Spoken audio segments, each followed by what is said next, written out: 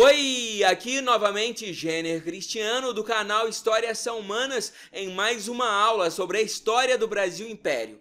Hoje nós continuamos a nossa análise sobre o período regencial e hoje vamos analisar mais especificamente a regência trina permanente com a Maré Liberal e a criação da Guarda Nacional.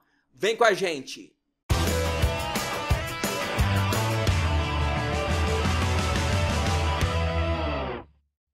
Então vamos lá, antes de começar, aqueles pedidos tradicionais. Inscreva-se em nosso canal, deixe o seu like, esse like ajuda a gente demais da conta. Ative o sininho para que você não perca nenhuma aula sobre essa base de conhecimento que está sendo criada pelo canal Histórias São Humanas e compartilha nas redes sociais, isso ajuda a gente demais da conta. Valeu! Bom, nós temos aqui o início da regência trina permanente, que vai de 1831 até 1834. Nós temos um determinado grupo político que lidera o poder, são os liberais moderados.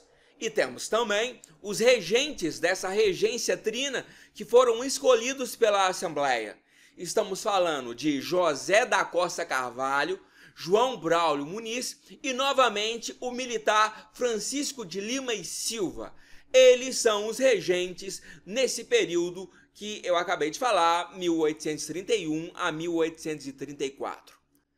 Temos aqui um ministro da Justiça, o padre Diogo Antônio Feijó, e ele vai enfrentar muitos problemas durante essa regência trina permanente.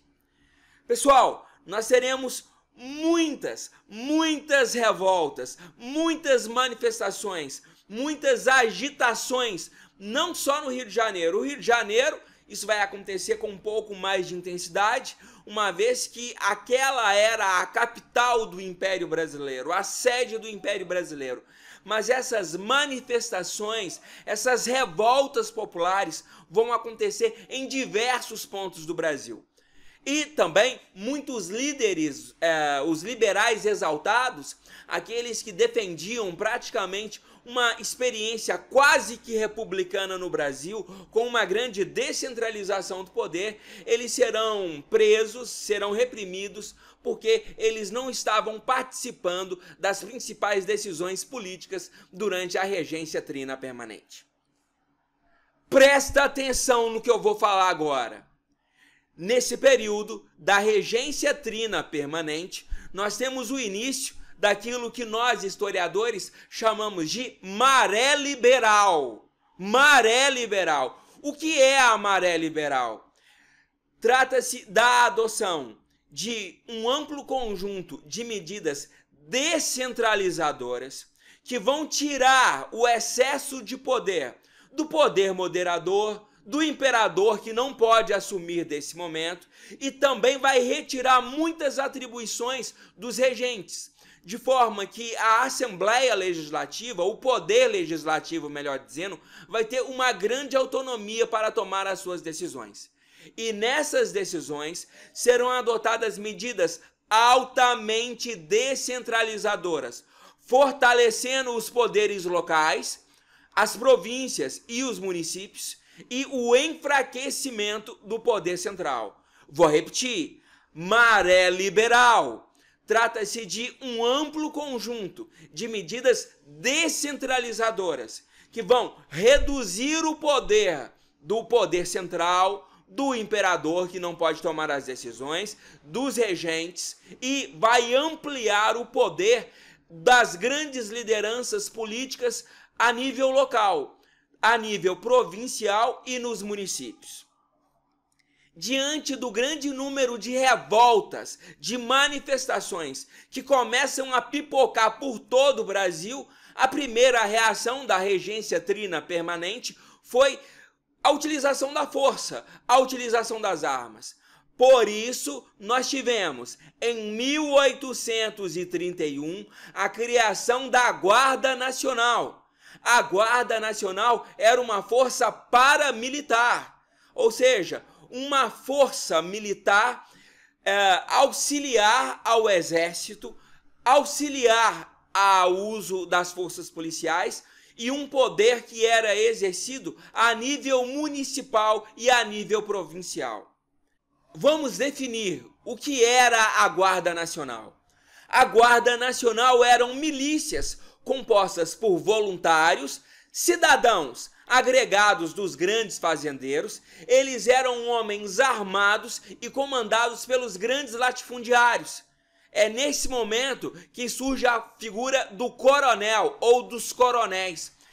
Eram patentes militares, porém elas eram compradas pelo chefe da Guarda Nacional e nesse caso o chefe da Guarda Nacional eram os grandes latifundiários, os grandes fazendeiros. A Guarda Nacional ela foi criada pela Lei de 18 de agosto de 1831 e era composta por brasileiros entre 21 e 60 anos que possuíssem renda mínima exigida pela Constituição de 1824, ou seja, pelo menos 100 mil réis. A Guarda Nacional tinha a sua atuação no âmbito municipal e ela era subordinada às câmaras municipais, ao município e aos juízes de paz. E a Guarda Nacional, formada pelos cidadãos brasileiros, proprietários, eleitores, homens armados, ela tinha como objetivo acabar com as revoltas, acabar com as manifestações, zelar pelos bons costumes da sociedade brasileira e evitar que essas agitações sociais, que essas manifestações populares colocassem em risco a integridade territorial brasileira. Volto a repetir, o grande medo das elites proprietárias brasileiras era que o Brasil se fragmentasse, dando origem a várias repúblicas independentes, tal e qual aconteceu com os nossos vizinhos na América Espanhola. Então essa força paramilitar, que é a Guarda Nacional, tinha como objetivo manter a integridade territorial, manter a ordem interna e zelar pelos bons costumes da sociedade brasileira. Mas qual é o significado da Guarda Nacional? Volto a repetir, a Guarda Nacional faz parte da Maré Liberal. Portanto, essa é uma medida altamente descentralizadora. Mas por que é uma medida altamente descentralizadora? Ora, nós temos aqui o aumento do poder dos latifundiários no nível local. Esse latifundiário, esse fazendeiro, ele tem agora a sua própria milícia, o seu exércitozinho particular, para que ele imponha a ordem no nível local, no nível municipal, ou através de uma rede de grandes latifundiários dentro da província, que era um espaço territorial maior. Então, nós temos aqui uma redução do uso das forças repressivas pelo poder central, pelo imperador, que não pode tomar as decisões nesse momento, nem os regentes, e nós temos o aumento do aparato repressivo no nível local, nos municípios e nas províncias. E esse poder é exercido pelos grandes fazendeiros, pelos grandes latifundiários, como eu falei, para reprimir o grande número de revoltas, o grande número de manifestações que colocavam em xeque, que colocavam em risco a integridade territorial da sociedade brasileira. Em nossa próxima aula, nós vamos analisar outras medidas desse momento conhecido como Maré Liberal. E lembra, toda vez que eu falar em Maré Liberal, eu estou falando de medidas descentralizadoras, eu estou falando de uma experiência quase republicana dentro da monarquia, dentro do império, pois retira o poder das autoridades centrais do império e coloca esse poder no nível municipal, no nível local. Mais poder nas mãos dos grandes latifundiários e dos grandes fazendeiros. Um forte abraço e até a nossa próxima aula.